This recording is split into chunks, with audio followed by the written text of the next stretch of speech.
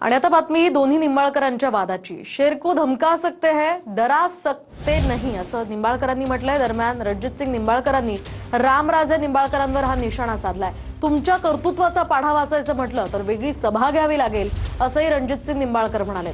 अंधाऱ्यांनी माझ्या विरोधात 287 गुन्हे कुठून आणले, असाही सवाल रणजितसिंग निंबाळकरांनी विचारलाय। तर अनेक दिवसांपासून रणजितसिंग निंबाळकरांवर आरोप केले जात आहेत आणि त्यालाच उत्तर म्हणून ते पत्रकार परिषद घेत आहेत।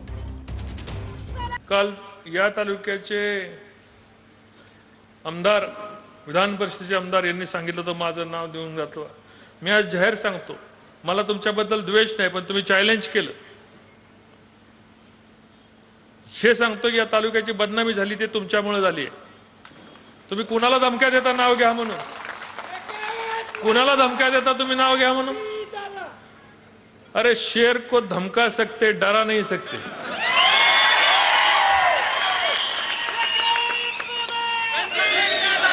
तुमच्या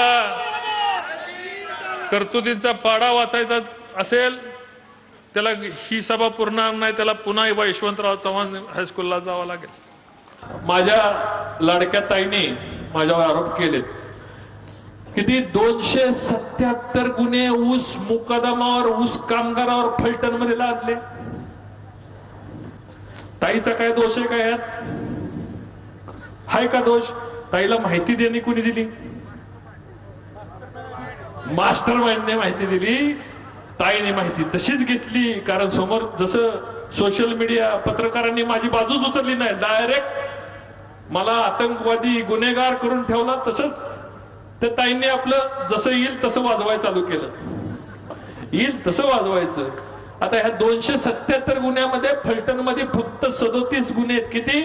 जिल्ह्यात मिळून 2021 नंतर 2025 पर्यंत 160 गुन्हे संपूर्ण जिल्ह्याचे। मग 277 गुन्हे कुठून आले?